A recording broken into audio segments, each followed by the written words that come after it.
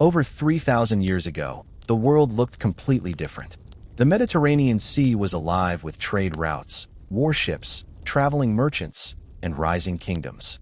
Across these waters lay two civilizations whose destinies would eventually collide: the Greek world and the Kingdom of Troy. Greece was not a single unified nation.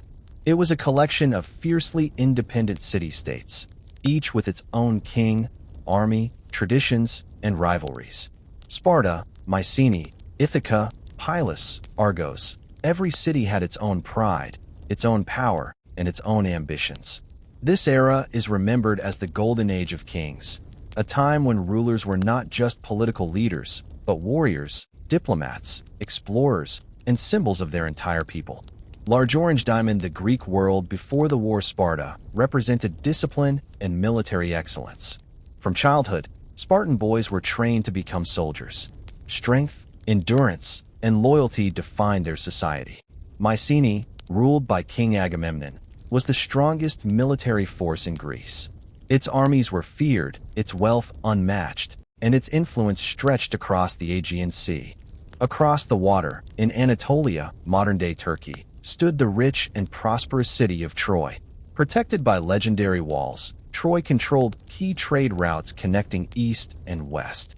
Its wealth, architecture, culture, and strategic location made it one of the most admired and envied cities of the ancient world. Greece and Troy had political tensions long before the famous war, but the spark that would ignite a decade of bloodshed was not born in a council hall or on a battlefield. It began with a single woman, Helen. Large Orange Diamond, Helen of Sparta.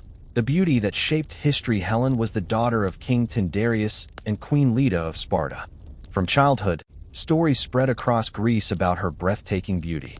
Some believed she carried the blessing of Aphrodite, the goddess of love herself. By the time she reached adulthood, Helen had become the most desired woman in the Greek world. Kings, princes, and heroes traveled from every major city to ask for her hand in marriage. Among these suitors were Odysseus of Ithaca, Menelaus of Sparta, Ajax the Great, Diomedes, Agamemnon of Mycenae, and many more powerful warriors. King Tyndareus faced a dangerous problem. If he allowed Helen to marry one man, the others might feel insulted and start a war. Greece could tear itself apart. Odysseus offered a solution. Every suitor must swear an oath to protect Helen's marriage, to defend her husband, and to punish anyone who tried to take her away. This promise became known as the Oath of Tyndareus, a pact that would later drag all of Greece into the Trojan War. Finally, Helen married Menelaus, who became the new king of Sparta. But across the sea, another story was beginning, one that would eventually intertwine with Helen's destiny. Large Orange Diamond, Troy. The power across the sea. The kingdom of Troy was ruled by King Priam and Queen Hecuba. Priam was respected as a wise, compassionate king, while Hecuba was known for her intelligence and political insight. They had a large family, many princes and princesses. Among them, the most prominent was Hector, Troy's greatest warrior and the pride of the kingdom. But not every child of Priam was born under a fortunate star. One prince, in particular, came into the world surrounded by fear and prophecy. Large Orange Diamond, the birth of Paris and the dark prophecy before his birth. Queen Hecuba experienced a terrifying dream. She saw herself giving birth to a flaming torch, a torch that set the entire city of Troy on fire. When the dream was interpreted by seers and priests, their words shook the royal family. "The child you carry will bring destruction to Troy." King Priam was torn. Should he risk the future of his kingdom or sacrifice an innocent newborn to avoid disaster?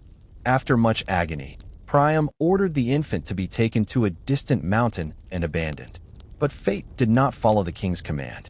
A shepherd found the baby, took pity on him, and raised him as his own son. The child grew into a handsome, gentle, intelligent young man, far from the royal palace where he was destined to belong. This boy was Paris. No one knew that the infant feared by prophets would one day play a role in one of the greatest wars in legend. Large Orange Diamond, the Judgment of Paris. A divine contest years later, the gods themselves would draw Paris into the center of destiny. A dispute broke out between three powerful goddesses: Hera, goddess of power; Athena, goddess of wisdom and war; Aphrodite, goddess of love, each believed she was the most beautiful. To settle the argument, they chose Paris as the judge. One by one, they offered him gifts. Hera promised him political power, Athena offered unmatched wisdom and victory in war, Aphrodite promised him the love of the most beautiful woman in the world. Paris chose Aphrodite. And with that choice, destiny shifted forever. The most beautiful woman in the world was Helen. Already married, already queen of Sparta, already protected by the oath of Tyndareus. But Paris did not know that yet. Large Orange Diamond. Paris travels to Greece. As Paris grew older, he was eventually recognized by his real family and welcomed back into the palace of Troy. Priam accepted him lovingly, forgetting the dark prophecy that had once terrified him. Soon afterward, Paris was sent on a diplomatic mission to Sparta. When he arrived, King Menelaus welcomed him with honor and hospitality. But destiny moved quietly. Paris saw Helen for the first time. Helen saw Paris for the first time. And in that moment, both understood that their lives were about to change. Their connection deepened rapidly. Despite knowing the consequences, despite the danger, the two could not escape the attraction pulling them closer. And finally, Paris made a decision that would echo across centuries. He would take Helen with him. Back to Troy. This single act, the abduction of Helen, would soon awaken every king in Greece, ignite the oath of Tyndareus, and begin the long, brutal war that history knows as the Trojan War. When Paris and Helen left Sparta, the act did not initially appear as dramatic as the legends later described. Some ancient accounts say Helen willingly left with Paris, believing that destiny had brought them together. Others claim Paris used charm and manipulation, and a few versions suggest he took her by force. But regardless of how it happened, one fact remained unchanging. Helen, Queen of Sparta, was now gone.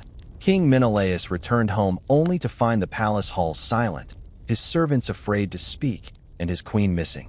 The moment he learned the truth, that Paris had taken Helen to Troy, Menelaus' grief instantly turned to fury. In the ancient Greek world, hospitality was sacred. To violate it meant to insult the host, the gods, and the entire social order. Paris had broken this sacred law inside the walls of Menelaus' own palace. There could be no forgiveness. Menelaus knew what he had to do.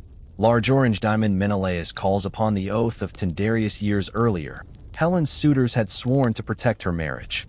That oath, made in peace, now became a binding command in war. Menelaus traveled to Mycenae to meet his brother, King Agamemnon, the most powerful leader in Greece. Agamemnon understood immediately. This was not just a crime against his brother. It was a challenge to the honor of every Greek city-state. If Troy could steal a queen from Sparta without consequence, no kingdom in Greece was safe. Agamemnon agreed to lead the Greeks into war. One by one, messengers were sent across the land to remind the former suitors of their oath.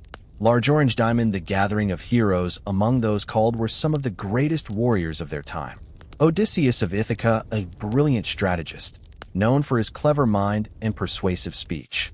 When the messenger arrived, Odysseus pretended to be insane. He plowed the beach with a donkey and an ox tied together while sowing salt instead of seed. But the messenger placed Odysseus' infant son in front of the plow. Odysseus immediately swerved to avoid the child. His sanity was revealed, and he had no choice but to join the war. Ajax the Great, a warrior of enormous strength, second only to Achilles. He answered the call without hesitation, gathering his massive shield and his loyal soldiers. Nestor of Pylos, an elderly king known for his unmatched wisdom. He did not join for glory, but to guide the younger leaders. But the Greeks still lacked the one warrior whose presence could truly turn the tide of war. Achilles, the greatest fighter of his generation. Large Orange Diamond. The search for Achilles. Achilles' mother, the sea goddess Thetis, knew her son was destined for glory, but also for a short life. To protect him, she hid him on the island of Skyros, disguised among the daughters of King Lycomedes. Odysseus, using his cunning, discovered the truth. He arrived disguised as a merchant selling jewelry and weapons. While the girls admired the jewels, Achilles instinctively reached for the sword. His identity was revealed, and he accepted his fate. Achilles joined the Greeks, bringing with him The Myrmidon warriors, his loyal friend Patroclus, and the knowledge that his name would echo long after his death, with Achilles now part of the forces, the Greek army was complete. Large Orange Diamond, the great Greek alliance soon. Ships began to gather at Aulis, the staging point for the greatest fleet Greece had ever assembled. Over 1,000 ships filled the coast, carrying warriors from every major city. It was a sight unlike anything the ancient world had seen before. Kings, heroes, chariots, bronze armor, and soldiers from all regions standing together under one banner. This unity was not born from friendship, but from an oath, and from their shared desire to restore honor. But destiny would test them long before they reached Troy. Large Orange Diamond, the winds refused to blow as the massive fleet prepared to set sail. The sea remained eerily calm. Day after day, the winds refused to rise. The ships could not move. The soldiers grew restless. Supplies began to dwindle. Rumors spread across the camp. Had they angered the gods? Was this a sign to abandon the war? A prophet named Calchas stepped forward. His message chilled the entire army. The goddess Artemis is angry. The Greeks cannot sail until Agamemnon sacrifices his daughter, Iphigenia. The camp fell silent. Agamemnon faced an impossible decision: disobey the gods and doom the mission, or sacrifice his innocent daughter for the sake of Greek unity. Large Orange Diamond, the tragic decision. Agamemnon hesitated, torn between love and duty. But the pressure from the Greek generals grew stronger each day. Without wind, the fleet would never reach Troy. Without reaching Troy, their honor would remain broken. Finally, Agamemnon made the most painful choice of his life. He summoned Iphigenia to Aulis under the false promise of a marriage to Achilles.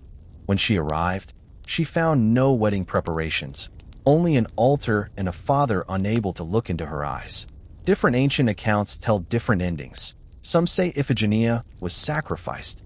Others claim Artemis spared her and replaced her with a deer, carrying the girl away to serve as her priestess. But whatever the truth, once the ceremony ended, the winds began to blow, and the Greeks prepared to sail. Large Orange Diamond, Helen arrives in Troy while the Greeks struggled with divine setbacks. Paris and Helen reached Troy. The reaction inside the city was divided. King Priam, kind and gentle, accepted Helen without blame. He believed that no mortal could reject the will of the gods. Queen Hecuba, however, saw danger. Her dreams had warned her that Paris would bring destruction. Helen's arrival seemed like the beginning of that nightmare. Hector, Troy's greatest warrior, respected Paris as a brother but feared the consequences. He knew the Greeks would not ignore such an insult. The people of Troy whispered among themselves, could this foreign woman truly be worth a war? But Paris, confident in Aphrodite's promise, stood by his choice. He believed Troy was strong enough to face any challenge. Soon, he would learn how wrong he was. Large Orange Diamond, the Greek fleet set sail at last, with the winds restored. The Greek ships left Aulis and began their journey across the Aegean Sea. As the coastline faded behind them, the men on board spoke of glory, revenge, and destiny. Some expected a quick victory. They believed Troy would surrender Helen once the Greeks arrived. But others, especially the older kings, knew the truth. This war would not end quickly.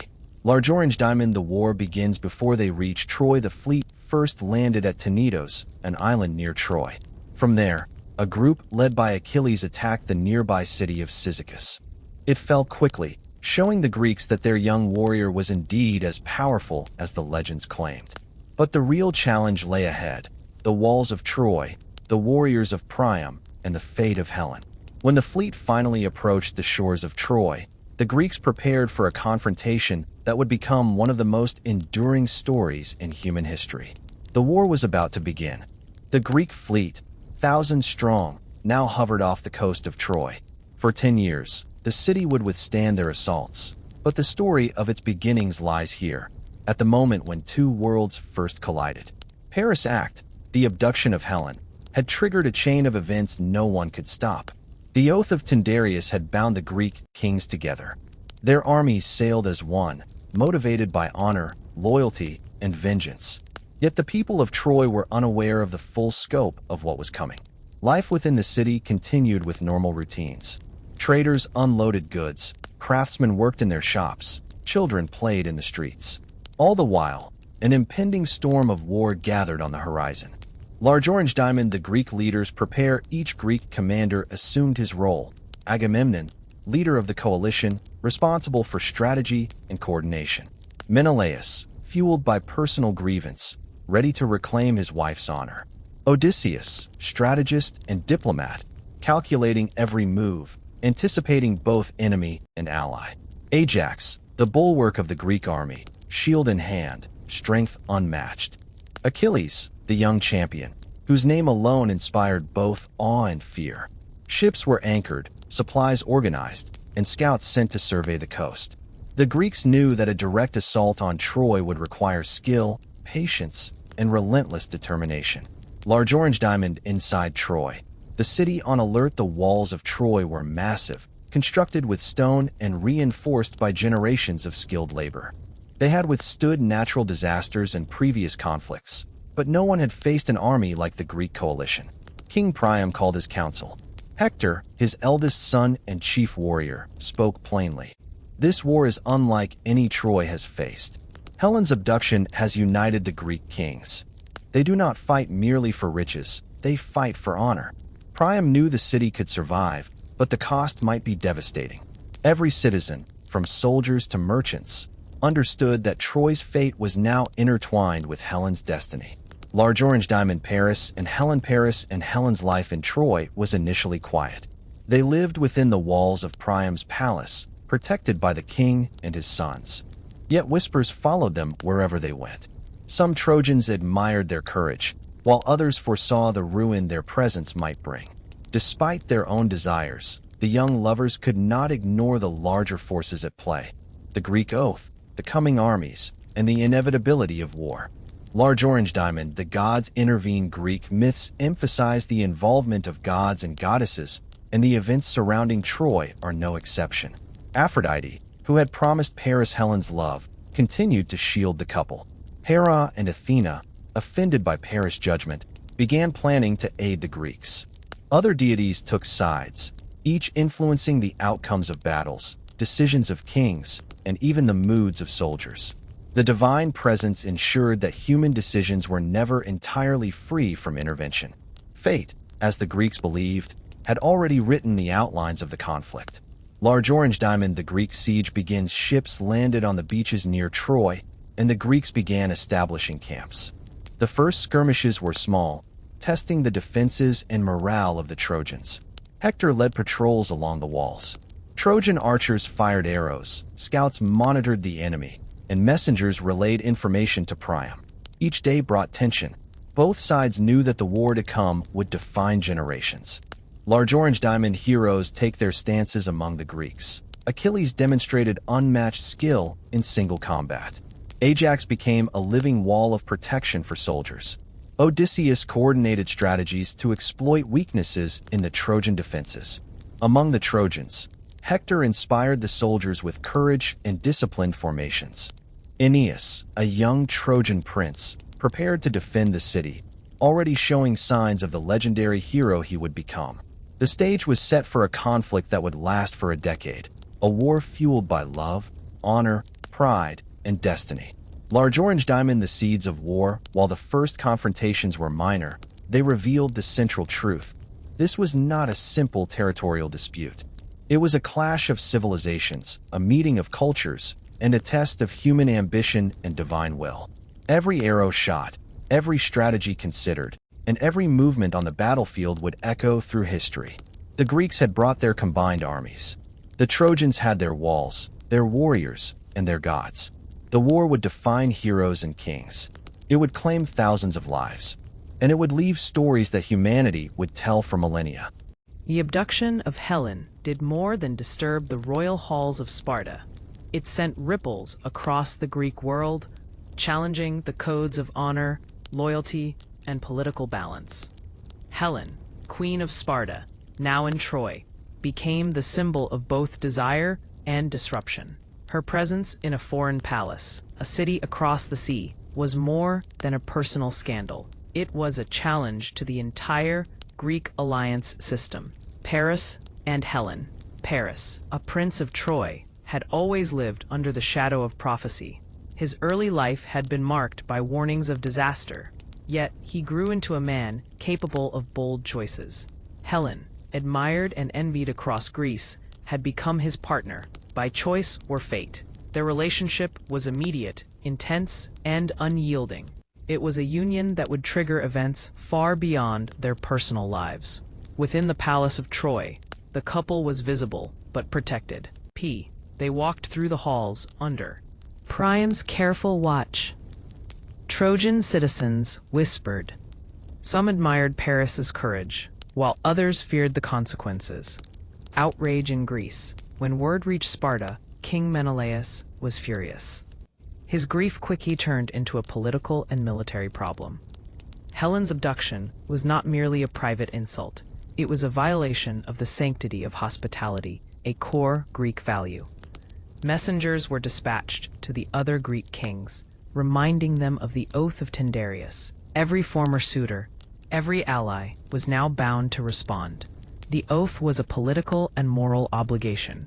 Failure to act would damage their honor and influence across the Greek world. The outrage spread from Sparta to Mycenae and beyond. Soon, the decision to retaliate became not a question of personal revenge, but a matter of collective obligation. Agamemnon, the king of Mycenae. At the center of the Greek response stood Agamemnon, king of Mycenae. He was one of the most powerful monarchs in Greece, commanding wealth, armies, and respect. Agamemnon was pragmatic, ambitious, and politically shrewd. He recognized that Helen's abduction provided an opportunity to consolidate influence. By leading the Greeks against Troy, he could unify the often fractured city-states under his leadership. At the same time, he faced a moral and practical dilemma. The journey to Troy promised glory, but also risked enormous loss of life. Assembling the fleet. To launch a campaign against Troy, the Greeks needed more than a handful of soldiers. They required a fleet capable of transporting warriors, horses, and supplies across the Aegean Sea. Historical accounts, preserved in myths and epic poetry, suggest a fleet of over 1,000 ships. Each ship carried warriors from different city-states, including soldiers, cavalry, and chariots. The logistics were formidable, organizing men, provisioning food, ensuring coordination, and maintaining morale across such a diverse coalition. The scale of the fleet reflected the seriousness of the Greeks' response. This was not a minor dispute. It was a war of honor, obligation, and destiny. The first plans of war. Before setting sail, Greek leaders convened councils to decide strategy. Odysseus, known for his cunning, advised patience and reconnaissance. Nestor, the elder statesman, recommended preparation and morale building. Agamemnon, as commander, sought to balance these perspectives while asserting his authority. The plan was straightforward in theory. Sail to Troy. Demand Helen's return and, if refused, lay siege to the city until the Greeks' objectives were achieved. In practice, the plan was complicated by geography, political rivalries, and divine intervention. Trojan perspective. Meanwhile in Troy, life continued under the shadow of prophecy and the presence of Helen. King Priam, cautious and measured, welcomed the Greek prince Paris home and treated Helen with respect. He understood the potential consequences of the abduction, but hoped diplomacy and the city's strength could prevent immediate disaster. Hector, the eldest son and commander of Troy's armies, observed the growing tension. He prepared the citizens and warriors alike, anticipating the need for defense. Trojan soldiers trained, scouts surveyed the coast, and the city's gates were reinforced. While the Greeks organized their fleet, the Trojans prepared walls, archers, and strategies. Aware that the coming conflict would test their city, their leaders, and their gods. Divine interests. As in the myths, the gods were ever present. Aphrodite, protector of Paris and Helen, provided subtle guidance. Athena and Hera, offended by Paris's earlier judgment, sided with the Greeks, seeking to enforce justice. The interplay of divine influence and human decision-making meant that neither side acted independently. The gods' favor or anger could determine outcomes in battles, negotiations, and morale. The calm before the storm. As the Greek ships prepared to leave port, a quiet tension settled across the Aegean. Every commander, soldier, and citizen sensed the magnitude of what was about to unfold. Even small skirmishes could escalate into widespread conflict. Every decision, from Paris's choice to abduct Helen to Agamemnon's leadership, had consequences far beyond the individuals involved. In this calm before the storm, the stage was fully set. Desire had ignited a war. Honor demanded action. The forces of Greece and Troy prepared for confrontation. And thus, the Trojan War was no longer a distant threat, it was imminent. With the Greek fleet fully assembled at Aulis, the first challenge was simple in theory, complex in execution. Cross the Aegean Sea and reach Troy. Over 1,000 ships filled the coastline, carrying warriors from every major city-state of Greece, from Mycenae to Ithaca, Sparta to Pylos. Each vessel was loaded with supplies, weapons, chariots, and horses. A logistical feat that would test any commander. The departure from Greece. The winds were favorable, the seas calm.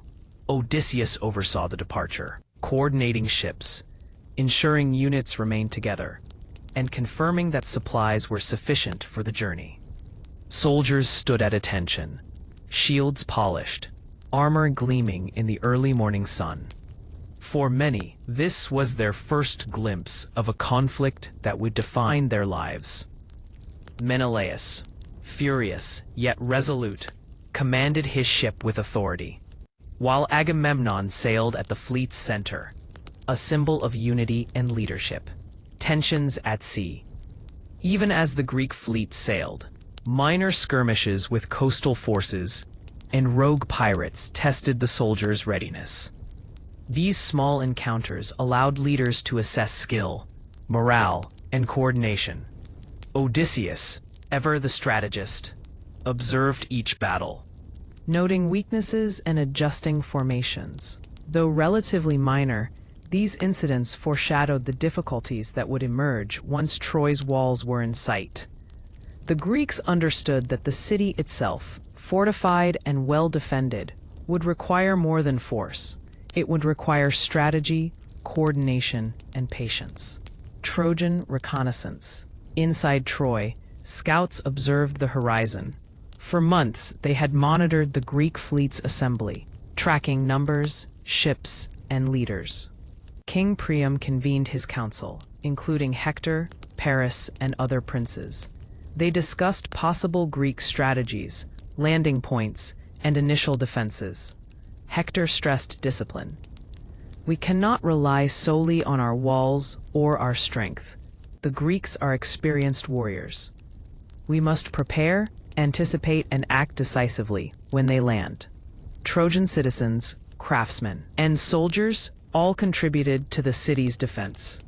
Every arrow, spear, and chariot was positioned in anticipation of the inevitable siege. Chariots, leadership, and coordination. The Greek strength lay not just in numbers, but in leadership. Agamemnon maintained centralized command, directing resources, coordinating allied contingents, and resolving disputes among city-state leaders. Odysseus provided intelligence, identifying weaknesses in Troy's walls and predicting troop movements. Nestor advised on discipline and morale, ensuring the younger soldiers understood the gravity of their mission. Achilles inspired fear and admiration among his men, a living symbol of martial excellence. On the Trojan side, Hector assumed a similar role, training soldiers, positioning defenses, and maintaining order. Paris, aware of his personal responsibility, moved cautiously but remained central to strategic discussions. Paris, aware his personal responsibility, moved cautiously, but remained central to strategic discussions. The first encounters. Before a formal siege began, reconnaissance parties from both sides engaged in minor skirmishes along the coastline. These initial clashes were relatively brief, but important. Greek archers tested Trojan defenses from the beaches. Trojan patrols observed and countered these probes, identifying patterns in Greek tactics. Small groups of soldiers clashed, allowing commanders on both sides to evaluate strengths and weaknesses. Even these minor battles revealed a truth that would become central to the war. Troy's walls were formidable, but human skill, leadership, and strategy could influence the outcome as much as stone and height. The role of diplomacy. Despite the looming conflict, some attempts at diplomacy were made. Envoys traveled between Greek leaders and Troy to explore potential resolutions. Priam sent messengers to remind the Greeks of previous connections and treaties. Agamemnon rejected any offers of negotiation, citing Helen's abduction and the binding nature of the oath of Tyndareus. The breakdown of diplomacy underscored a fundamental reality. The war, once triggered, could not be halted by words alone. Trojan morale and society. Inside Troy, citizens felt the tension of the coming conflict. Soldiers drilled daily, maintaining readiness and focus. Women and children prepared provisions, ensuring food and supplies for prolonged siege conditions. Merchants and craftsmen contributed materials for defenses, weapons, and chariots. King Priam and Hector understood that morale was as critical as military strategy. A demoralized city could crumble regardless of its walls or army. Thus, the leadership maintained ceremonies, rituals, and public speeches to instill confidence and unity. Every citizen had a role, and every role mattered. Divine influence and omens. As in the myths, the gods continued to play a subtle but crucial role. Aphrodite, protector of Paris and Helen, ensured that their presence remained secure even as tensions escalated. Athena and Hera, favoring the Greeks, inspired courage, strategy, and the willingness to fight. Portents, omens, and dreams influenced leaders on both sides, guiding decisions and reinforcing beliefs that the outcome was shaped by forces beyond mortal control. These divine influences ensured that human actions were never entirely independent. Every choice, every movement, carried a weight of destiny. The calm before the siege. By the time the Greek fleet neared Troy, the city was fully aware of the threat. Trojan archers were positioned, walls were reinforced, and commanders had assigned defensive rotations.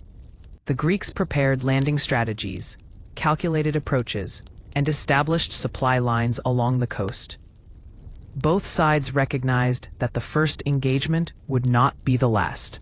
The initial confrontations would reveal strengths, weaknesses, and a willingness of each side to endure hardship.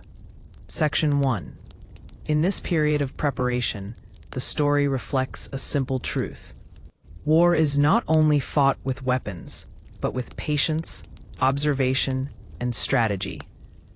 The decade-long conflict that would become legend had now begun, not with full-scale battle, but with careful positioning, intelligence gathering, and readiness.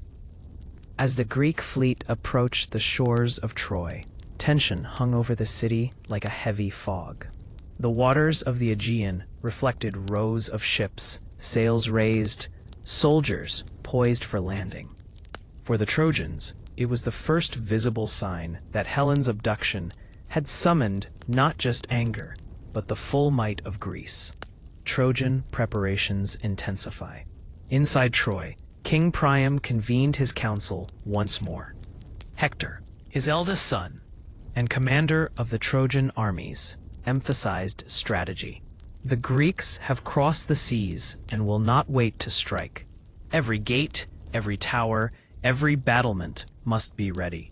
We defend not only our homes, but our honor and our people. Trojan soldiers sharpened spears, repaired walls, and drilled in small formations to practice coordinated responses. Citizens worked alongside the army, preparing provisions and reinforcing gates. Even the youngest citizens learned basic routines, delivering messages, observing movements, and assisting where possible. The city's leadership understood that morale and organization could compensate for any numerical disadvantage. Greek landing strategies. On the Greek side, Agamemnon organized the landing with precision. Odysseus surveyed the beaches, identifying areas less defended and assessing Trojan patrol routes. Nestor advised caution, recommending that troops avoid rash actions that could weaken morale or waste resources. Ships approached in waves. Soldiers leaped onto the shore, carrying weapons and shields, forming organized lines and securing supply points. The Greeks advanced with discipline, their movements coordinated, reflecting both preparation and the weight of experience. The first skirmishes. Before the full siege, small clashes tested both sides. Greek archers fired from the beaches, observing responses from the walls. Trojan scouts and patrols engaged in hit-and-run tactics, retreating to the city when necessary. Chariots and cavalry observed from higher ground, ready to exploit any mistake. These skirmishes were more than exercises. They provided critical intelligence for both commanders.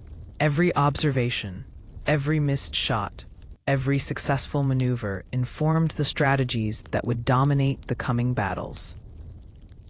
The role of key figures. Hector took charge of defending the city, inspiring soldiers to maintain focus and courage. He coordinated towers, gates, and patrols, ensuring that every segment of the walls was prepared for a Greek assault. Paris, though less experienced as a warrior, Paris maintained visibility alongside Helen, aware that the symbolic impact of their presence was significant. He encouraged the citizens, hoping to show that Troy was united in defense and spirit. Helen, aware of her role in history, she did not directly fight, but her presence influenced both sides. Greeks viewed her as the object of their mission. Trojans saw her as a reason to defend their home. Her existence within the city had become inseparable from the story of the war. Agamemnon. From the Greek perspective, he commanded authority and ensured that the coalition remained cohesive. Tensions among the Greek leaders were common, but Agamemnon's presence maintained focus and unity. Early tensions on the battlefield. Initial encounters tested both sides' patience. Greek soldiers probed walls, attempting to find weak points. Trojan defenders adjusted positions, strengthened gates, and set traps along the approach paths. Both sides learned quickly that a direct assault would be costly.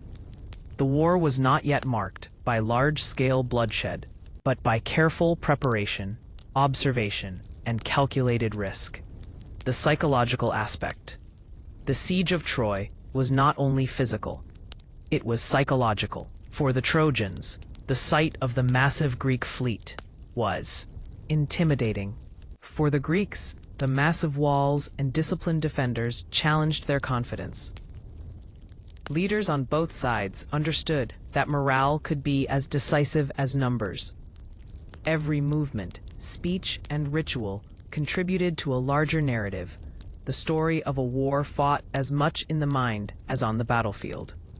The long arm, the Greeks' first attempts to negotiate. Even as they landed, the Greeks attempted to avoid unnecessary loss of life. Pole.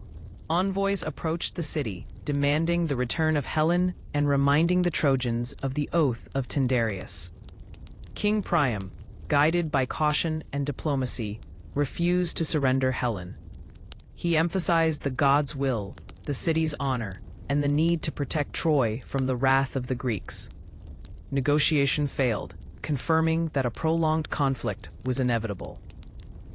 The divine influence persists. Throughout these early confrontations, the gods continued to intervene. Aphrodite ensured that Paris and Helen remained physically safe within Troy. Athena and Hera inspired Greek courage and tactical decisions.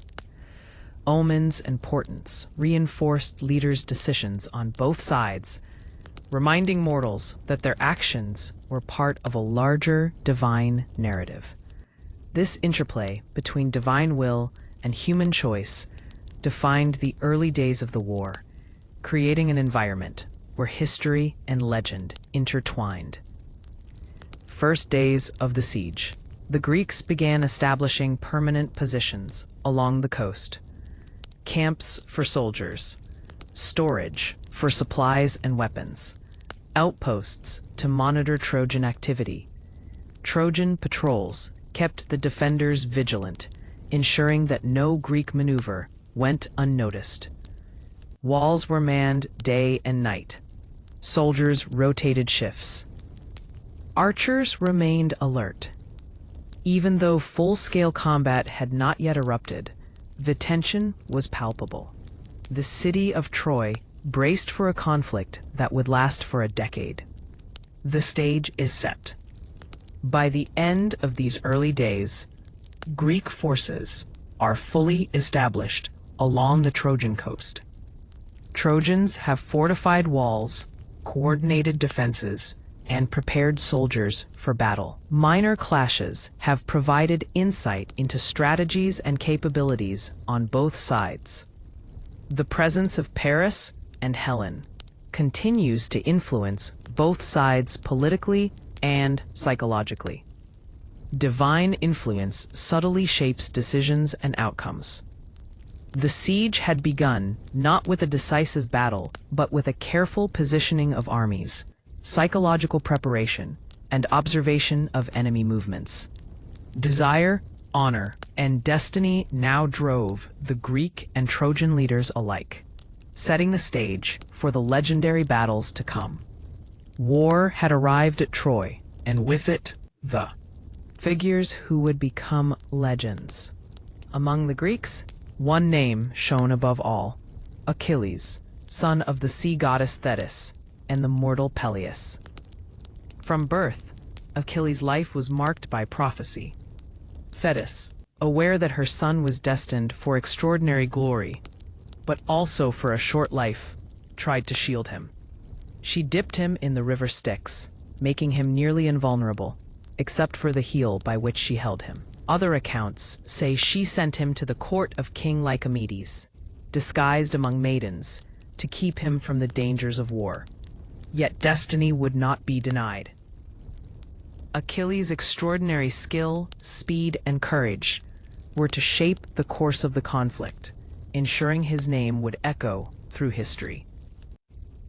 Hector of Troy. On the other side, Troy had its own champion, Hector, eldest son of King Priam. Hector was not only a warrior, but a leader, a son, a husband, and a protector of his city, unlike the sometimes impulsive Garrus. Hector embodied responsibility, courage, and tactical awareness. He trained the soldiers, reinforced the city walls, and walked among the citizens, inspiring confidence. For Hector, Troy was not a prize. It was a home, a family, and a civilization to be defended at all costs. Other Greek leaders. While Achilles' fame grew, other Greek leaders contributed strength, strategy, and experience. Odysseus of Ithaca, known for his cleverness and cunning, brought intelligence and flexibility to the battlefield. Ajax the Great, towering and strong, wielded massive shields and was a wall between the Greeks and Trojan assaults. Menelaus, though personally aggrieved by Helen's abduction, remained steadfast, leading Spartan soldiers with honor. Together, These leaders combined strategy, skill, and brute strength, forming a Greek coalition that would challenge Troy like never before. The Myrmidons. Achilles commanded the Myrmidons, his personal warriors from Phthia. They were unmatched in discipline and loyalty, trained under his guidance and sharing in his glory and ambition. The Myrmidons were swift, precise, and fearless, an extension of Achilles' own legendary abilities. With them, he could act decisively, strike with overwhelming force, and influence the course of battle far beyond a single soldier's impact. First day of battle. P. When the two sides finally met in the field outside Troy, the atmosphere was tense yet measured. Soldiers on both sides understood the stakes: glory, honor, and survival. P. The Greeks deployed with strategic precision, positioning leaders at key points. Achilles, though not immediately at the front lines, observed with intensity, analyzing, preparing, and waiting for the moment he could act decisively. Trojans responded with discipline. Hector coordinated the defense, balancing the need to protect the city walls with the necessity of confronting the enemy in open combat. Achilles versus the Trojans. Though Achilles initially restrained himself, his presence alone shifted the battlefield. Trojan soldiers felt a mixture of fear and respect, knowing the legendary Greek warrior was nearby. Every move of the Myrmidons was precise, demonstrating the effectiveness of training under Achilles' command. The Greeks tested the Trojan lines, probing for weaknesses. Arrows flew, shields clashed, and the air vibrated with the first true sounds of war. Yet, despite the Greeks' power, the Trojans fought valiantly. Their walls, chariots, and archers repelled many attacks, and Hector's leadership ensured they remained coordinated. Psychology of the battle. The first day was as much about morale as combat. Greek soldiers felt the thrill of action tempered by caution. Every success emboldened them. Every setback reminded them of Troy's strength. Trojan soldiers were proud yet anxious. The reality of Greek might tested their resolve, but the knowledge that they defended their home bolstered courage. Leaders on both sides observed reactions carefully, adjusting commands based on behavior, fear, and confidence. This interplay of fear, honor, and observation would define much of the war's early stages. Patroclus and Achilles. Among the Greeks, the relationship between Achilles and Patroclus was central. Patroclus, his closest companion and trusted confidant, shared in training, strategy, and the personal burdens of Achilles' destiny. Though Patroclus admired Achilles' skill and presence, he also offered counsel and support, keeping the great warrior grounded. Their bond combined friendship, loyalty, and an understanding of shared fate, a relationship that would influence critical decisions on the battlefield. As the first day of combat ended, the warriors retreated to temporary encampments. The Greeks had tested the Trojans and revealed their capabilities, while the Trojans had defended with valor, maintaining morale and city security. The first major clash had ended without a decisive victory, yet it had set the tone. This would be a prolonged, strategic, and psychologically intense war. The turning point approaches. Even as night fell and soldiers rested, leaders on both sides contemplated the coming days. Achilles observed the battlefield, considering when to unleash his full power. Hector reinforced walls and rallied defenders, aware that the Greeks would strike again. Patroclus, noting Achilles' restraint and the Greeks' challenges, began to understand the delicate balance of skill, courage, and timing. The psychological weight of the war was already apparent. Victory would require more than bravery.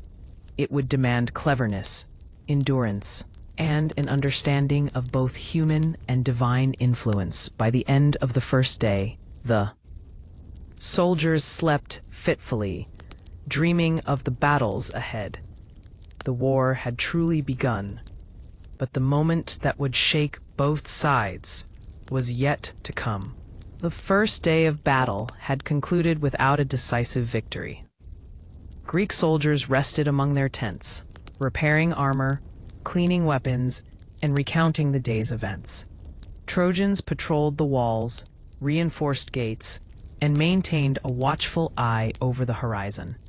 Both sides knew that the war's early skirmishes were only a prelude to the greater conflicts yet to come. Trojan morale after the first day. For the Trojans, the first day's success in defense bolstered confidence. Hector moved among the soldiers, praising bravery and correcting mistakes. He reminded them, "Our walls are strong, our warriors courageous, and our city under the watch of the gods. Let each man stand firm." Today was only the beginning. Civilians continued to supply provisions, support injured soldiers, and maintain communication lines. The Trojans understood that their resilience depended on preparation, strategy, and collective discipline. Greek reflection and frustration. Among the Greeks, feelings were mixed. The Myrmidons admired Achilles' leadership, yet the absence of their champion on the battlefield left them cautious. Agamemnon and Odysseus reviewed the day's maneuvers, discussing where pressure could be applied to break Trojan lines. A. Even minor missteps weighed heavily, as the Greeks understood the cost of failure could be measured in lives. The relationship between Achilles and Patroclus. Patroclus had spent the day observing both sides. He admired Achilles' presence and restraint, knowing that when Achilles finally entered the battle, the outcome could shift dramatically. Patroclus reflected on the morale of the soldiers. Greek warriors were skilled but weary, unsure if they could penetrate the Trojan defenses. Trojans were confident but increasingly aggressive, emboldened by their first day's success. Patroclus realized that the Greeks needed a catalyst, a figure whose presence alone could inspire courage and fear in equal measure. A critical decision. As night fell, Patroclus approached Achilles. The Myrmidons' champion sat quietly, contemplating the battles to come, aware of the prophecy that surrounded him. Patroclus spoke, carefully weighing his words. "Friend, our soldiers admire your skill, yet today has shown that even the best warriors need guidance and morale. The Trojans grow bolder. We must find a way to inspire our men and to remind Troy of the power we hold." Achilles listened, thoughtful and reserved. He knew that entering the battle himself would change the course of the war, but he also recognized the weight of personal destiny. His anger at Agamemnon and prior disputes tempered his willingness to fight directly. The psychological aspect of war. The next day's plan required understanding more than weapons or walls. It required insight into human psychology. Greek soldiers needed confidence to believe that victory was possible. Trojan defenders, aware of their own courage, had to be challenged without being demoralized to the point of panic. The presence of Achilles, or a symbol of Achilles, could shift morale dramatically. Patroclus considered these factors carefully. He realized that the appearance of Achilles could be changed dramatically. Armor on the battlefield could create the impression that the greatest warrior had returned, even if only temporarily. Patroclus prepares. With quiet resolve, Patroclus donned Achilles' armor. The bronze gleamed in the firelight of the Greek camp, polished to perfection, adorned with the symbols of Achilles' lineage and martial prowess. The Myrmidons recognized the armor immediately, whispering among themselves, inspired by the presence of their leader. even though the man beneath the helmet was not Achilles. Patroclus assumed command of a select group of warriors, preparing to lead a mission to test the Trojan lines and bolster Greek morale. At entering the battlefield, at dawn, Patroclus and his men moved toward the Trojan positions. The sight of the armor caused hesitation among Trojan scouts and archers. Reports spread quickly. Achilles had returned to fight. At dawn, the psychological effect was immediate. Fear mingled with uncertainty among the Trojans, while Greek soldiers gained renewed confidence. Patroclus's presence created a temporary advantage, even before the first blow was struck. Trojan response. Hector and his commanders observed the movement carefully. At first, they believed Achilles himself had appeared. The Trojans rallied their troops, preparing to meet the assault with full force. Yet the confusion slowed their coordination. The defenders realized the danger posed by Patroclus's bold move, but they did not retreat. The city's morale remained high, and Hector emphasized disciplined resistance. The walls, archers, and chariots were all prepared for the ensuing clash. The first real shock. Patroclus's attack disrupted the initial calm, creating chaos in select sections of the battlefield. Greek soldiers advanced with greater courage. Trojan lines wavered under the impression of Achilles' presence. Skirmishes intensified, demonstrating how a single figure or symbol could change the dynamics of war. Though Patroclus was careful not to overextend, the day's encounters foreshadowed the coming escalation. All sides now recognized that battles would not merely test physical strength, but strategy, perception, and morale. The human cost of symbolism. Even as Patroclus's maneuver inspired Greek troops, the human cost became evident. Wounded soldiers were carried back to camp. The psychological strain on young warriors intensified as the line between myth and reality blurred. Trojans, seeing their fears realized yet resisting with valor, understood that the Greeks would not be easily defeated. The interplay of courage, fear, loyalty, and perception defined this pivotal moment. Patroclus's choice to wear Achilles' armor was more than a tactical decision. It was a psychological turning point. End of Part 2. By the end of this segment, the first day of battle concluded without decisive victory. Patroclus, observing the needs of the Greek army, decided to enter combat wearing Achilles' armor. The Greeks gained a psychological advantage, while the Trojans braced for a potentially devastating confrontation. The story now moves toward the immediate consequences of Patroclus's action, setting the stage for both heroism and tragedy. The narrative is poised for the next section, the full consequences of Patroclus entering the battle, the escalation of combat, and the events leading to Achilles' inevitable return. Dawn broke over the plains outside Troy, a pale light illuminating walls, towers, and armies. Patroclus, clad in Achilles' bronze armor, led the Myrmidons toward the first line of Trojan defenses. Every movement was deliberate, every step calculated, aware of the immense psychological power his appearance held. Impact on Greek morale. As Greek soldiers observed Patroclus, clad in the legendary armor, confidence surged. Men who had doubted, feared, or hesitated the day before, now advanced with purpose. The Myrmidons, inspired by their commander, struck with speed and precision, testing the Trojan lines. Even soldiers who had not faced battle previously felt courage in their veins. The illusion of Achilles' presence was enough to embolden the troops, allowing them to coordinate attacks and exploit weaknesses. Trojan perception. From the city walls, Trojan scouts watched the advancing force. Initially, they believed the great Achilles himself had arrived. The rumor spread quickly among the defenders. The mightiest Greek warrior had returned. Fear rippled through the ranks, even as Hector rallied his men.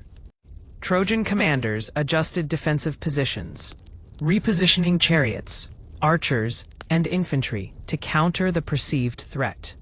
Despite the fear, the Trojans remained disciplined, refusing to abandon their posts or panic. Patroclus's early successes. Patroclus targeted weak points in the Trojan lines, coordinating Myrmidon attacks with careful precision. Greek soldiers, inspired by the sight of Achilles' armor, achieved early victories in skirmishes. Trojan defenders fell back in some areas, creating temporary breaches. Yet, Patroclus restrained himself. He was aware that overextending could lead to disaster, and that the true purpose of his appearance was to inspire morale, not necessarily to win the battle alone. Trojan counterattack. Hector, recognizing the threat, acted decisively. He directed Trojan soldiers to reinforce key positions and counter the Greek advances. Archers fired volleys at the advancing Myrmidons, while chariots engaged flanking forces. The clash intensified, demonstrating that both courage and strategy were essential. Trojan soldiers, despite initial fear, held their ground in many sectors, while others were pushed back temporarily by Patroclus's maneuvers. Psychological warfare. The day became as much about perception as combat. Greek soldiers drew courage from the illusion of Achilles' presence. Trojans faced confusion and hesitation, unsure which sections of the line were facing the true warrior. Commanders on both sides observed reactions, adjusting tactics in real time. The battlefield had become a chessboard where armor, reputation, and strategy were as important as swords and spears. Patroclus, though no decisive victory was achieved, the momentum shifted. The Greeks had gained confidence, and the Trojans recognized the power of a single heroic figure to inspire both fear and action. Patroclus's strategy. Patroclus maintained discipline throughout. He avoided unnecessary risk, understanding that the Greeks' goal was not to storm the city alone, but to maintain morale and pressure on the Trojans. Every maneuver reinforced the impression that Achilles himself led the charge. Soldiers followed closely, inspired by both his skill and his strategic awareness. Trojan leaders responded with caution, aware that the Myrmidons' success depended not only on strength, but on perception. The human element. Even amidst the armor, strategy, and battlefield movements, the personal dimension of war remained evident. Soldiers on both sides faced fear, pain, and exhaustion. Commanders considered not only tactics, but the well-being and confidence of their men. Patroclus, observing casualties and morale, made choices that balanced aggression with prudence. This human element, the interplay of courage, hesitation, loyalty, and fatigue, shaped every outcome.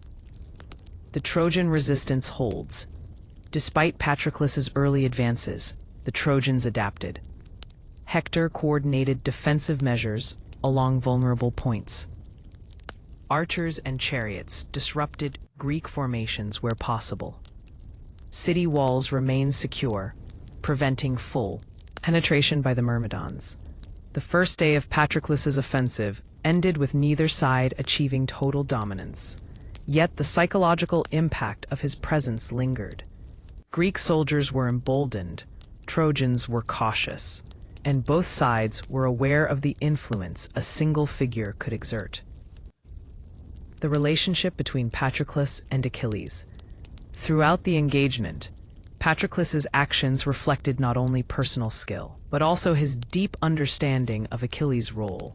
He led with authority, embodying the confidence and reputation of his friend. He maintained restraint, aware that full engagement could provoke catastrophic losses. He observed the battlefield, learning the capabilities and vulnerabilities of both Greek and Trojan forces. This delicate balance of courage, perception, and strategy set the stage for decisions that would change the trajectory of the war. The stage for Achilles. By nightfall, soldiers on. Both sides had withdrawn to regroup. Patroclus returned to camp, weary, but aware of the broader implications of his actions. The Greek army's confidence had increased, the Trojans' caution had grown, and the battlefield itself had been tested. Patroclus's choice to wear Achilles' armor had achieved its immediate objective. Inspire Greek troops. Challenge Trojan defenders. Demonstrate the power of reputation, courage, and strategic symbolism. Yet it also foreshadowed the inevitable arrival of Achilles himself. The legend of the greatest Greek warrior was no longer distant. It was approaching in both reputation and reality. The stage was now set for the next chapter, where the convergence of fate, courage, and destiny would bring Achilles into the full light of battle, forever changing the story of Troy. The battlefield lay silent for a moment as dawn's pale light revealed the cost of the day. The dust of war mingled with smoke from smoldering fires, and the air carried the echoes of clashing swords, shields, and cries of both victory and despair. Among the Greek forces, there was excitement, but also deep concern. Patroclus, wearing the legendary armor of Achilles, had entered the fight with courage unmatched, rallying the Myrmidons and pressing the Trojan lines. Yet destiny, unrelenting and immutable, had a dark turn in store. Patroclus faces the Trojans. Patroclus, sensing the weight of responsibility, pressed forward cautiously. He sought to inspire, to protect Greek soldiers, and to test the strength of Trojan defenses. The Trojans, led by Hector, were fierce and disciplined. Every advance by Patroclus was met with resistance. Archers on the walls, spearmen at the gates, and Hector himself leading counterattacks. Clash of bronze and iron, the screams of men, and the chaos of the battlefield created an atmosphere both terrifying and mesmerizing. The fateful encounter. As Patroclus engaged the Trojans, the tide began to shift.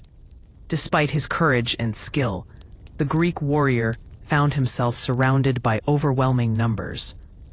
Hector, observing carefully, seized the opportunity. A series of strikes, feints, and tactical maneuvers brought Patroclus to a critical moment. Though he fought valiantly, the exhaustion of battle and the relentless pressure of the Trojan forces led to a fatal confrontation. In cinematic, slow-motion fashion, the scene unfolded. Arrows flew, glancing off armor. Spears struck, each impact heavy and deliberate. Patroclus, despite his skill, fell under the combined force of Hector's hand and the chaos of the battlefield.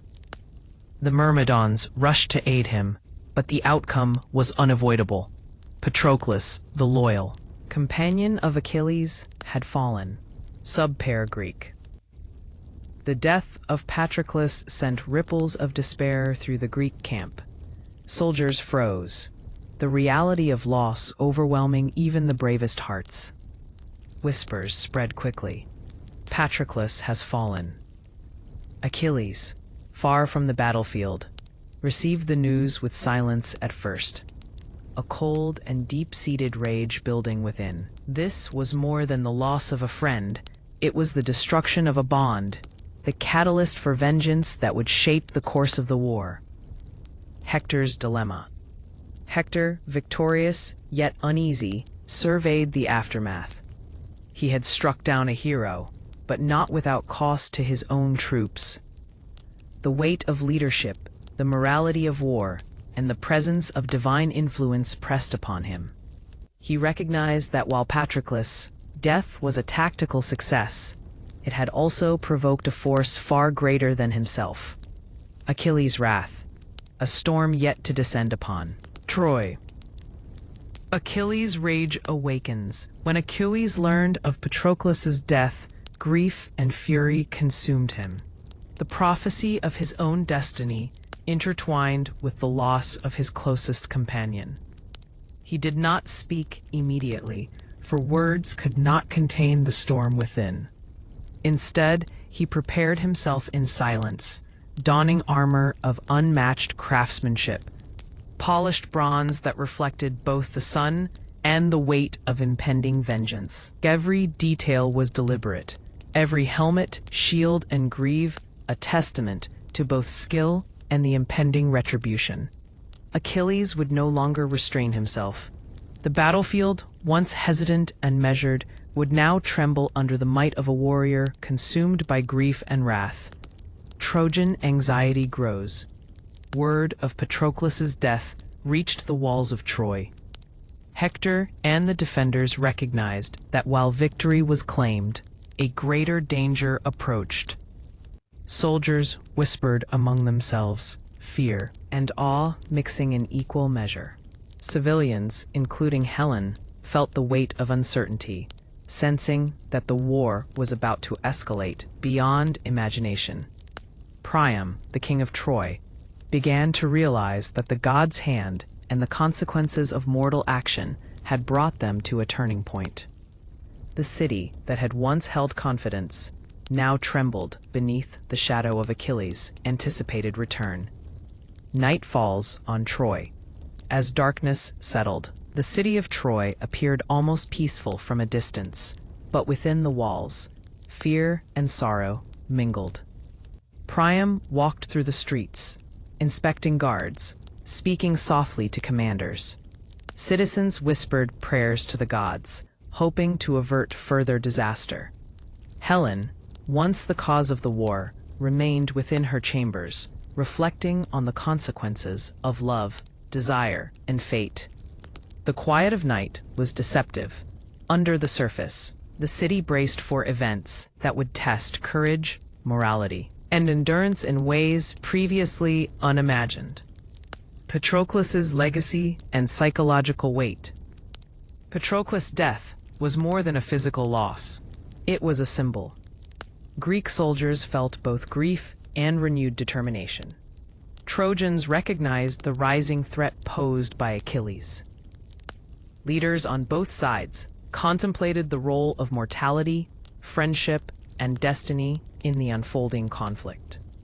The psychological implications of one life lost reshaped the strategies, morale, and anticipation of all involved. Setting the stage for Priam's secret journey.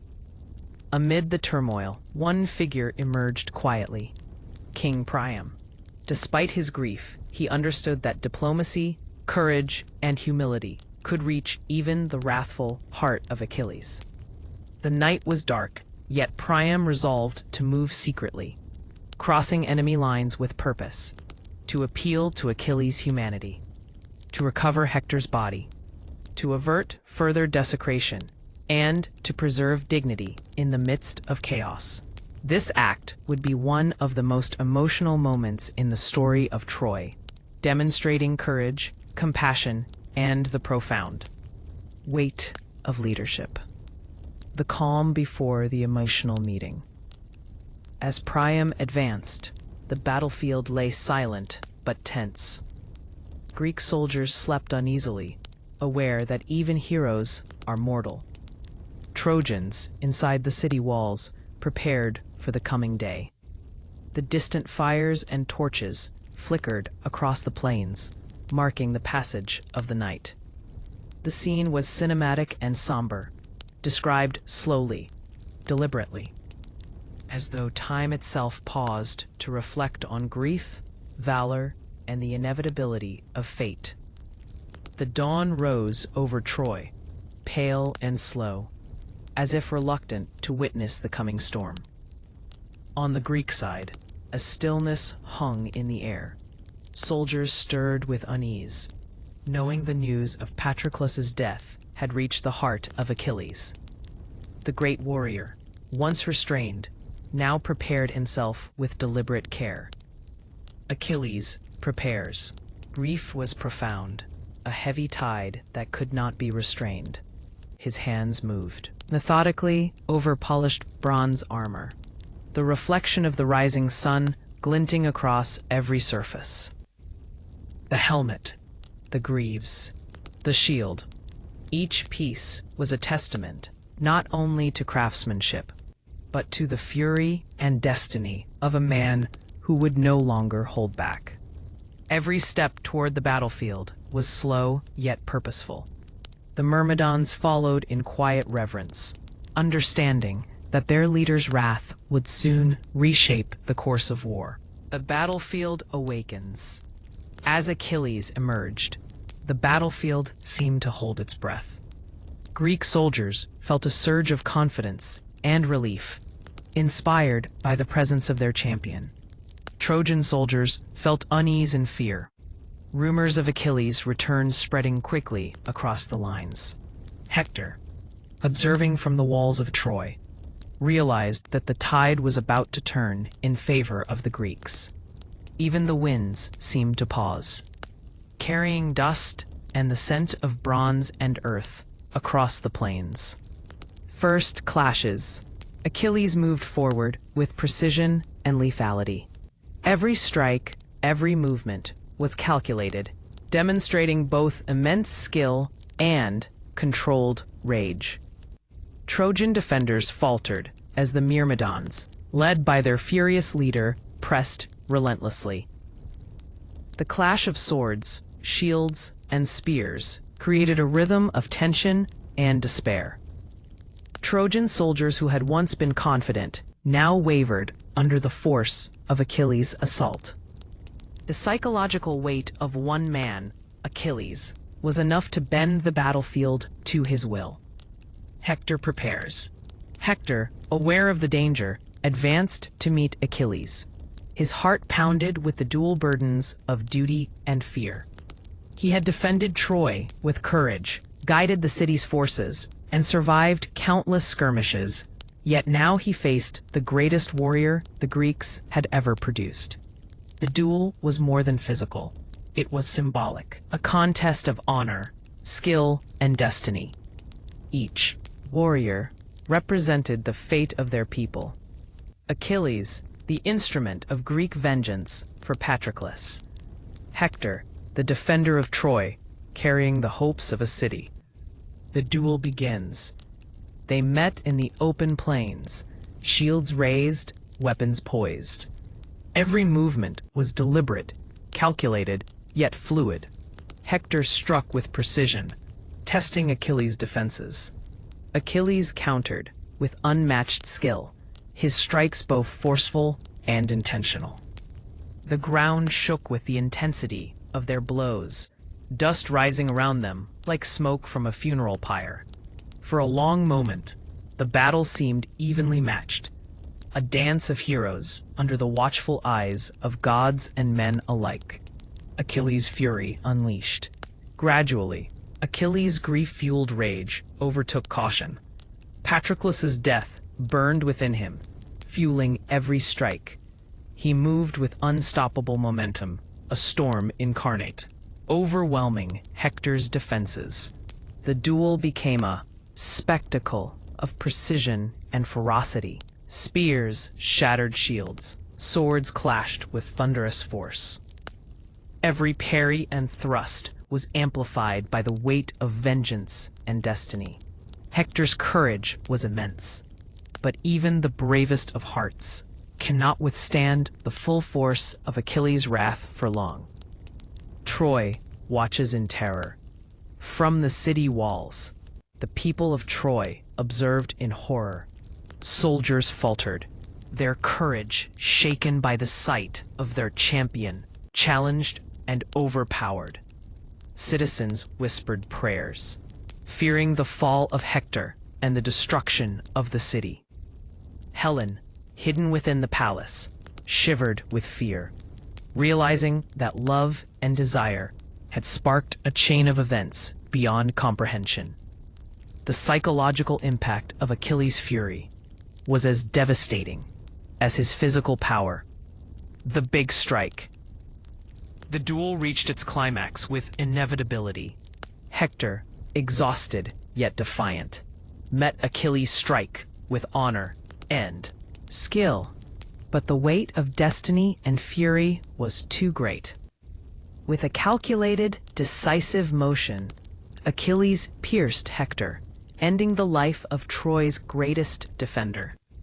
The ground seemed to tremble as Hector fell, his body striking the earth with a final heavy thud. A silence followed, momentary yet profound. The city of Troy and both armies felt the magnitude of what had occurred. Immediate aftermath, Greek soldiers, though victorious, paused, recognizing the weight of the moment. Myrmidons gathered around Achilles, who stood still, the enormity of vengeance partially sated, but grief unresolved. Trojans, stunned and horrified, retreated toward the safety of their walls, the loss of Hector leaving a void both tactical and emotional. Even the gods, who had long influenced the conflict, seemed to pause, witnessing the culmination of human courage, skill, and mortality. Priam's sorrow. Within Troy, King Priam mourned, his heart heavy with grief. He walked among his people, offering consolation where he could, yet powerless to undo the death that had fallen upon his family. The king's thoughts turned to the human aspect of war, the cost of heroism and loyalty, the fragility of life, even for the greatest warriors, the need for dignity and compassion, even amidst rage and devastation. Priam's resolve grew. He knew that a direct appeal to Achilles was necessary to reclaim the body of his son and preserve honor. Night falls over Troy. As darkness descended, the city of Troy appeared quiet, almost serene from a distance, yet within its walls, tension and fear were pervasive. Soldiers tended to the wounded. Citizens whispered prayers to gods and ancestors. Helen reflected on the consequences of desire, beauty, and human choice. The night was heavy, a reflective pause between devastation and the emotional climax to come. Priam's secret journey to Achilles. Night had fully descended upon Troy, draping the city in a quiet, reflective darkness. From afar, the fires on the battlefield flickered dimly, marking where heroes had clashed and destinies had been sealed. Within the walls, silence was heavy, broken only by whispers, the rustle of fabric, and the distant cries of those tending to the wounded. Patroclus was gone, Hector had fallen, and the city shivered under the shadow of grief and fear. Yet one man, King Priam, resolved to act despite the danger, guided by courage, love, and the need to restore honor. Priam's secret journey. Clad in simple garments, Priam moved quietly through the city gates, avoiding guards and patrols. Every step was deliberate, cautious, yet imbued with purpose. He carried no weapons, only the weight of a father's grief and a plea for compassion. The streets were dimly lit by torches, the air cool and heavy with anticipation. Priam's mind wandered through memories of Hector, the boy who had grown into a noble warrior, the defender of Troy, the light of the city. His heart ached, yet he pressed forward, knowing that only a direct appeal could reach the wrathful Achilles. Crossing the Greek camp, Priam approached the Greek camp under the veil of night. The sentries were alert, yet the aged king exuded a calm dignity that commanded silent respect. He passed tents and fires, moving closer to the one warrior whose fury and grief defined the battlefield, Achilles. Every step was measured. Every breath carried the weight of history. The air was tense, filled with the faint sounds of soldiers stirring, the occasional clatter of armor, and the distant roar of the sea beyond the camp. Priam meets Achilles. At last, Priam reached Achilles' tent, the great warrior seated in quiet reflection. The bronze of his armor reflected the torchlight, casting long shadows across the floor. Achilles looked up, his eyes sharp, yet weary, a storm of grief and rage contained within a single figure. Priam spoke with measured voice, each word deliberate, resonant, and humble. Achilles, greatest of the Greeks, I come not as an enemy, but as a father. I have lost my son, Hector, yet I beg you, in the name of the gods and of humanity, to grant him dignity in death. Take pity upon the grief of a father, as you yourself have known loss. Achilles' silence and reflection. Achilles listened, his chest rising and falling in slow, deliberate breaths. For a long moment, there was no response, only the quiet crackle of the torch and the distant hum of the night. The fury within him softened slightly, tempered by the honesty and vulnerability of Priam. Achilles understood the universality of grief, the unrelenting pain of losing a loved one. Though vengeance had driven him to the battlefield, he now faced the quiet power of human compassion, the emotional return of Hector. With measured steps, Achilles rose and followed Priam to the edge of the battlefield. The bodies of the fallen, dusted with the remnants of battle, lay silent under the moonlight. Patroclus's death had ignited rage. But now, grief and dignity took precedence. Achilles retrieved Hector's body, draping it with care. The once mighty warrior, defender of Troy, now lay in the arms of the very man who had been his enemy. Yet in this act, the boundaries of hatred, fear, and war softened, revealing the enduring power of humanity. The silent procession to Troy. Priam walked beside Achilles, his steps slow and deliberate, as they returned Hector's body to the city. The streets of Troy were hushed, citizens peering cautiously from behind walls and gates. Helen, shrouded in her chambers, sensed the somber procession, fear mingling with awe. The scene was cinematic. Moonlight glinted off armor and bronze. Shadows danced across walls and streets. The silence carried the weight of sorrow, loss, and fleeting hope. No words were spoken. The act itself conveyed more than language ever could, and as Hector's body entered the city, the people of Troy felt a mixture of relief, grief, and terror. Soldiers who had survived the day's battles bowed their heads, humbled by the enormity of loss. Citizens wept quietly, mourning the hero who had defended them. Priam, his heart heavy but resolute, ensured that Hector's body was treated with dignity and respect. The psychological impact was immense. The city faced the consequences of war, yet witnessed the compassion and honor that could exist even between enemies. Then, Helen's fear and reflection. Within her chambers, Helen contemplated the chain of events. Love and desire had sparked a war that had cost countless lives. The heroism of Patroclus, Hector, and Achilles had defined the fate of nations. The weight of her own role, subtle yet undeniable, pressed heavily on her heart. The night was long, reflective, and quiet, a time for sorrow, introspection, and understanding the fragile threads of human choice. The calm before the next storm. With Hector's body returned, Troy entered a temporary reprieve. The city, though weary, began tending to the wounded and reinforcing defenses. The Greeks, still led by the indomitable Achilles, paused briefly, gathering strength for the battles yet to come.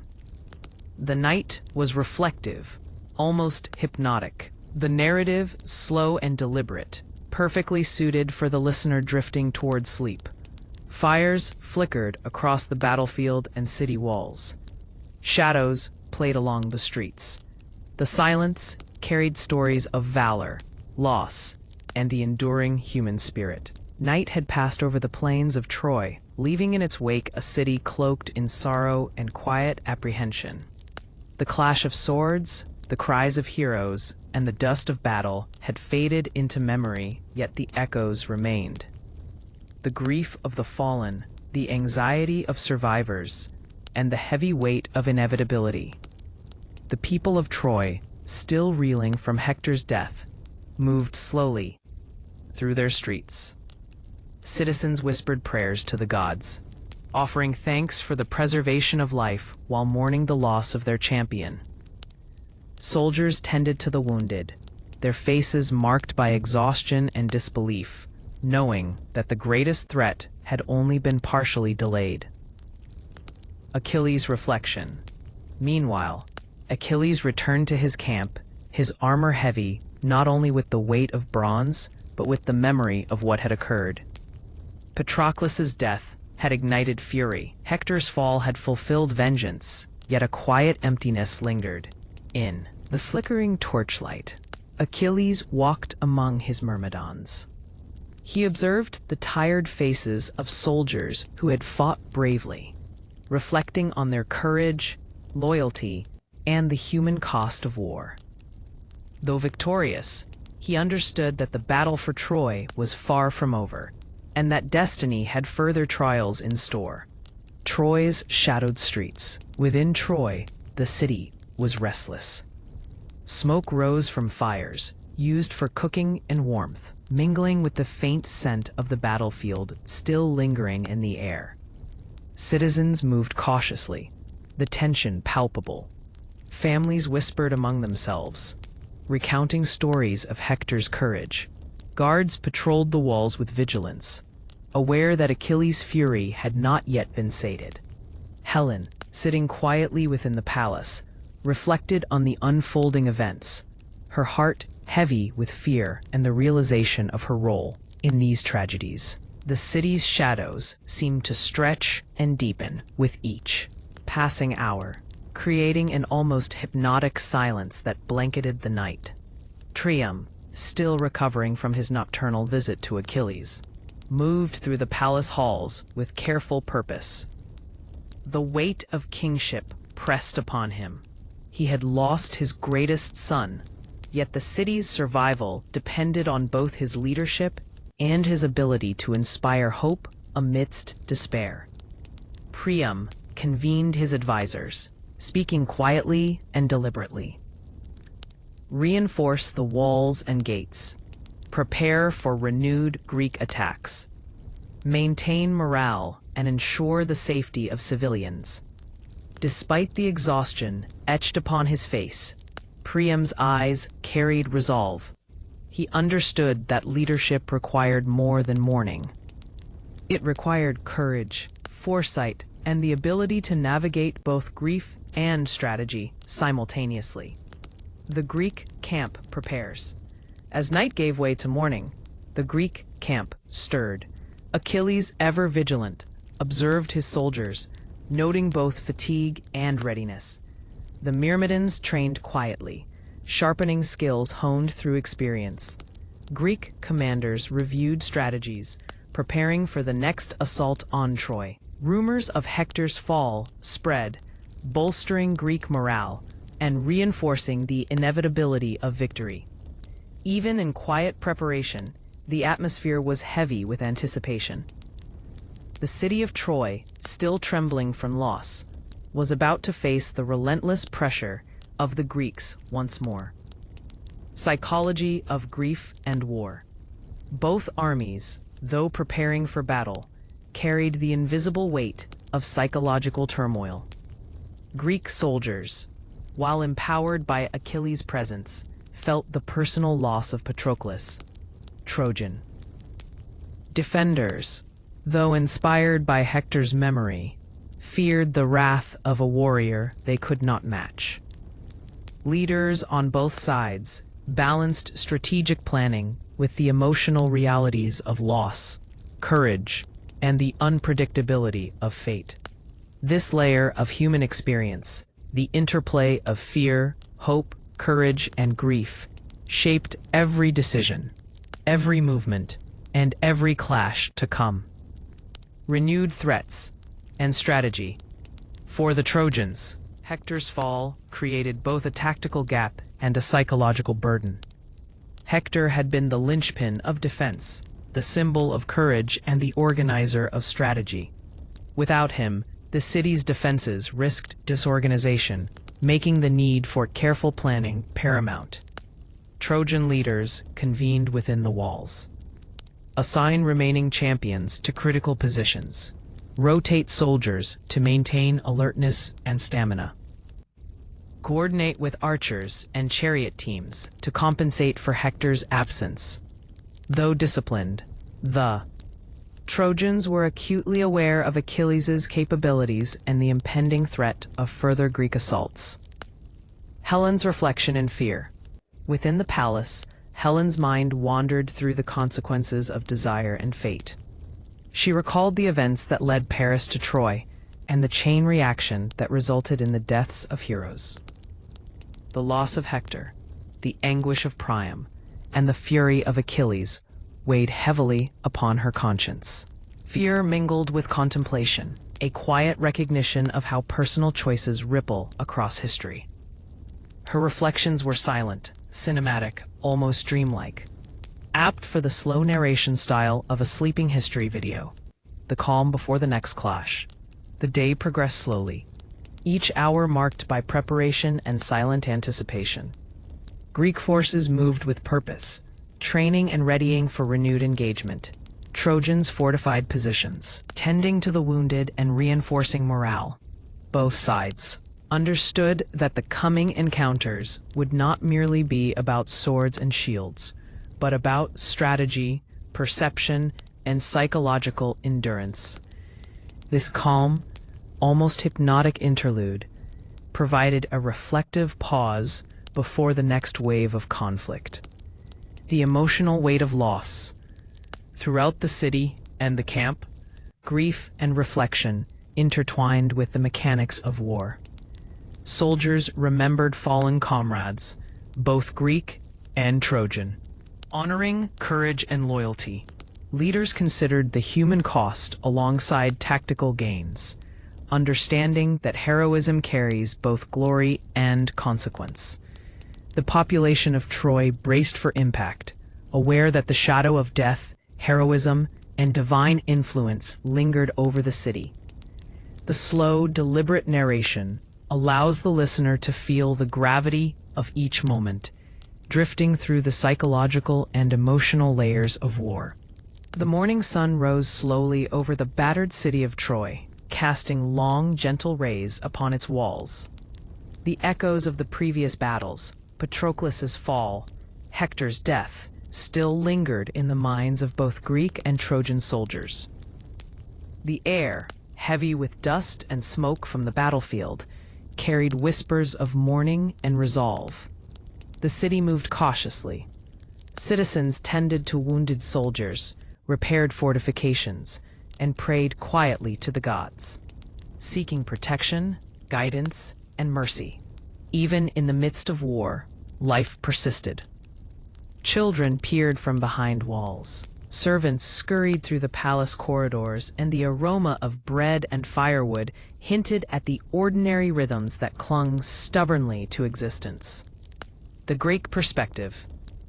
Achilles, still cloaked in grief, observed his soldiers from a slight elevation near the camp's edge.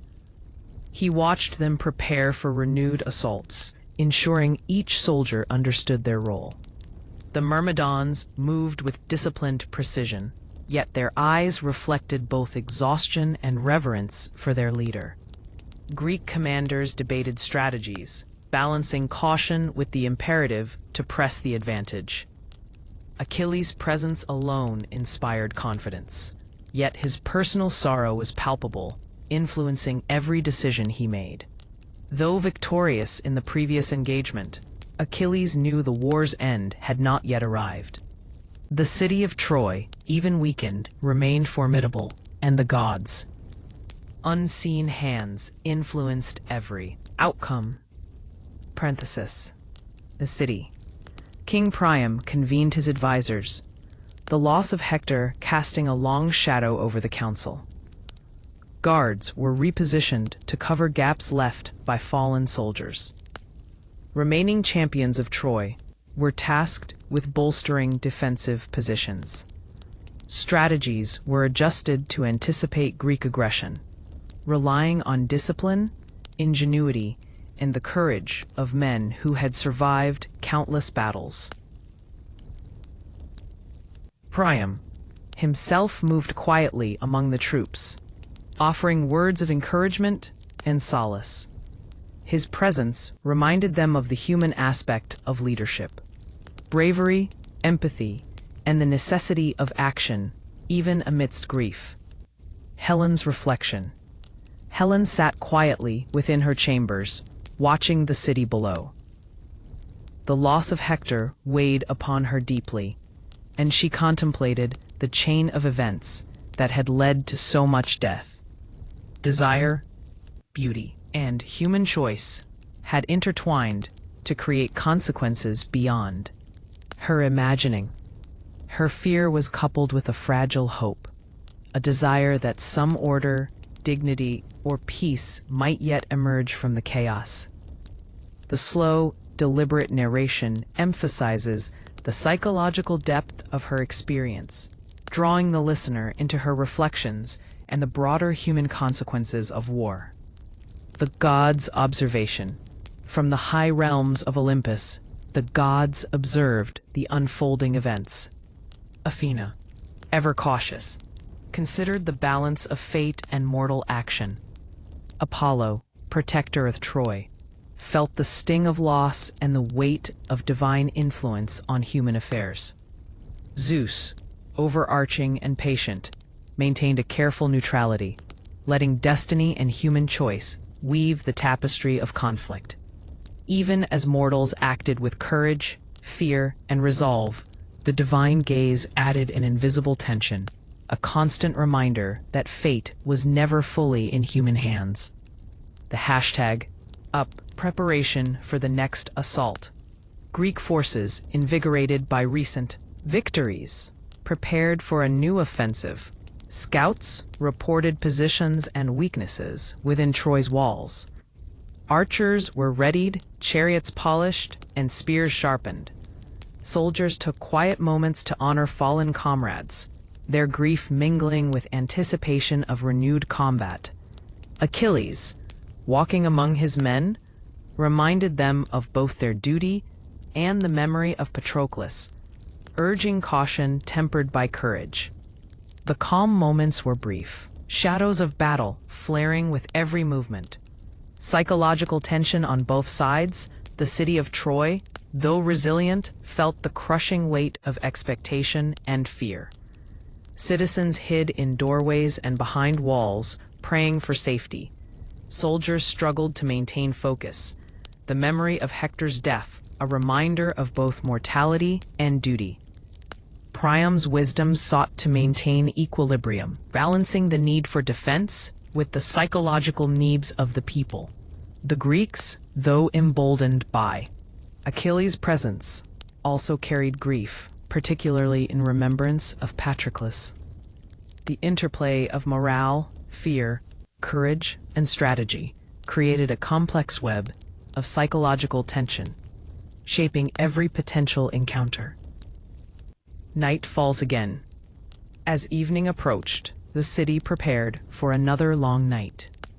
Fires were tended carefully, both for warmth and as signals to watch for enemy movements.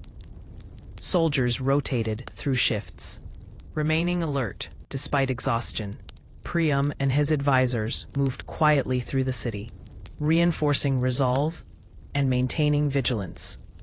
The darkness brought with it reflection, contemplation, and the subtle terror of uncertainty.